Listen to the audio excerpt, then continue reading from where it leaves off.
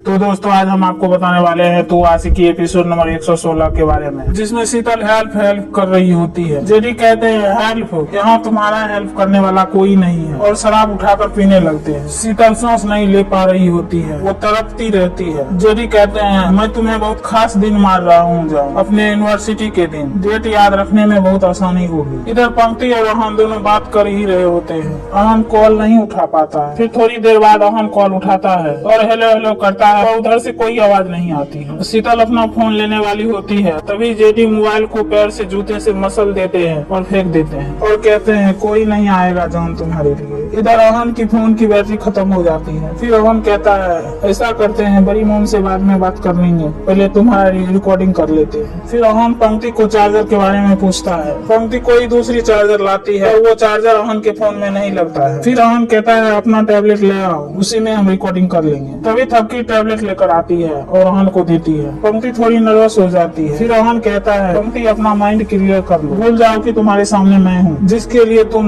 मायने रखती हो उसे मन में रख के गाओ। इधर शीतल बेहोश हो जाती है। तभी जेडी शीतल के कंधे पर सर रख के कहते हैं क्या बात है जान, इतनी जल्दी हार मान गई हो। तभी शीतल की आंख खुल जाती है और जोर से सांस लेती है। फिर जेडी कहते हैं हाँ अभी भी जान बाकी है, लगता है हमारा प्यार तुम्हें अभी तक जिंदा रखा है। जेडी उठकर बैठ जाते हैं और कहते हैं तुम्हें पता है जान अच्छी पत्नी कौन होती है, और एक सुई निकालते हैं, उसमें कोई दवाई भरते हैं और कहते हैं अच्छी पत्नी वो होती है जो अपने पति की हर बात माने, लेकिन तुम आज तक एक अच्छी पत्नी नहीं बन पाई। फिर जेडी कहते हैं लेकिन आज के बाद तुम एक अच्छी पत्नी बनोगी। कंधे में सुई लगाते हैं और कहते हैं आज से जो कुछ भी करोगी सिर्फ मेरे कहने पर। इधर अहन के मॉम डैड बहुत परेशान हो रहे होते हैं। अहन के डैड उनके माँ से कहते हैं अरे अपर्णा जी आप क्यों परेशान हो रहे हैं, हो सकता है पति पत्नी का मामला था, सुलह हो गया होगा। भाभी को तो आप जानती हैं, उनका दिल इतना अच्छा है कि हो सकता है भाई को भी माफ कर दिया हो। फिर अपर्णा जी कहती है हाँ मानव जी, दीदी के हर फैसले पर मुझे भरोसा है, और जिस बात में उनकी खुशी है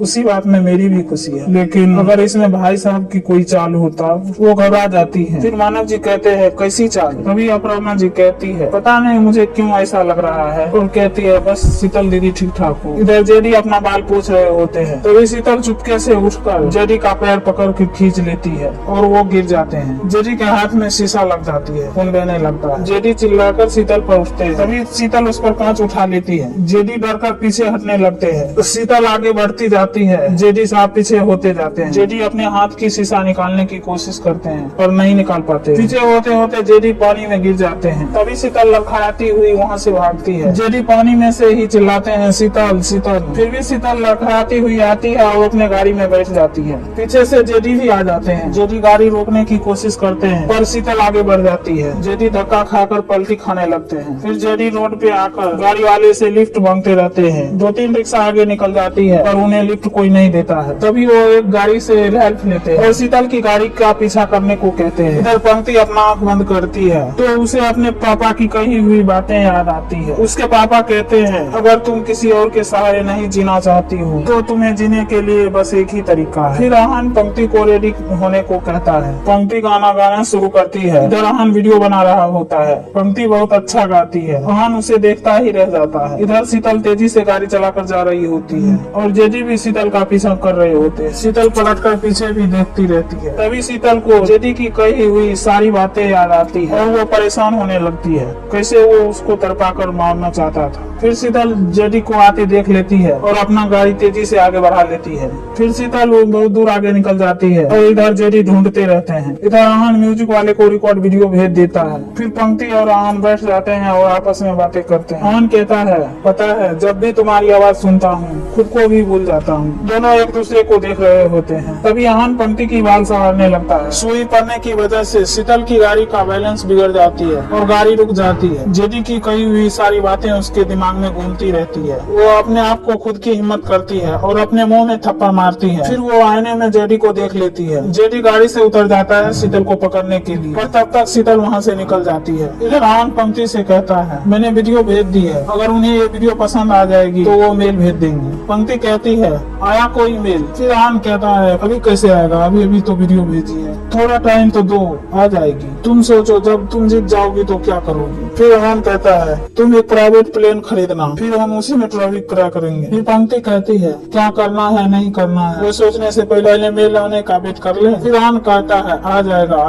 बस आता ही होगा। फिर पंक्ति कहती है काफी देर हो गई है, आना होता तो अब तक आ जाती। तभी आन भी टेंशन में होता है और टैबलेट की तरफ देख रहा होता है। फिर आन भी कहता है अब तक तो मेला आ जाना था, ऐसी गोल्डन आवाज को कोई मना कैसे कर सकता है। फिर पंक्ति कहती है हो सकता है कि उन्हें मेरी आवाज पसंद ना हो, जो तुम्हें गोल्डन लगती है वो उन्हें पीतल भी ना लगे। फिर आन कहता है हो सकता है मैं तुमसे प्यार करता हूँ इसलिए तुम्हारी आवाज मुझे गोल्डन लग रही हो। थोड़ी देर के लिए दोनों निराश हो जाते हैं, तभी मेल आ जाती है। फिर मेल देखकर भी आन उठकर खड़ा हो जाता है और कहता है तो फिर ये मेल कहाँ से आ गया। खुशी से आन पंक्ति को गोद में उठा लेता है और दोनों हंसने लगते हैं। पंक्ति को आन घुमाने लगता है और कहता है तुम सेलेक्ट हो गई हो पंक्ति। दोनों बहुत खुश हो रहे होते हैं, जैसे उनकी जिंदगी की सारी खुशियाँ मिल गई हो। दोनों एक दूसरे के बाहों में रहते हैं। तभी वहाँ पर पूर्वा आती है और कहती है क्या सच में, और दोनों बहनें गले लग जाती है। फिर पीछे से बयान भी गले लग जाता है और कहता है हैप्पी फैमिली। इधर अनिता शर्मा अकेली बैठी रहती है और अपना जख्म देख कर कहती है ये जेडी साहब को कोई और तरीका नहीं मिला था, इसके पास जाएंगे भी या नहीं, और इसका सर्जरी क्या है इसका बाप कराएगा। तभी पूर्वा वहाँ आती है और कहती है माँ पंक्ति का सिलेक्शन हो गया, परसों लाइव ऑडिशन होगा। अनिता कहती है क्या, पूर्वा कहती है हाँ माँ मैं मोटी जी को बता कर आती हूँ। इधर अनिता शर्मा सोचती है अगर पंक्ति वाकई में स्टार बन गई तो कहीं जेडी साहब के प्लान पर पानी न फिर जाए। जिसने पैसे दी है वफादारी तो उनकी दिखानी चाहिए, लेकिन जिसने चोट दी है उसे थोड़ी सी सजा तो जरूर देनी चाहिए। इधर शीतल किसी तरह घर पहुँच जाती है, वो सही से सांस नहीं ले पा रही होती है, फिर भी अपने गाड़ी से उतरकर लड़खड़ाती हुई अपने हॉल तक आ जाती है। पीछे से जेडी भी आ जाते हैं, पर शीतल उन्हें देखते ही छुप जाती है। घर पहुंचते ही शीतल लंबी सांस लेती है। तभी आन की माँ पीछे मुड़कर देखती है तो वो परेशान हो जाती है। शीतल लड़खड़ाती हुई आन की माँ तक पहुंच जाती है और बेहोश हो जाती है। आन की माँ शीतल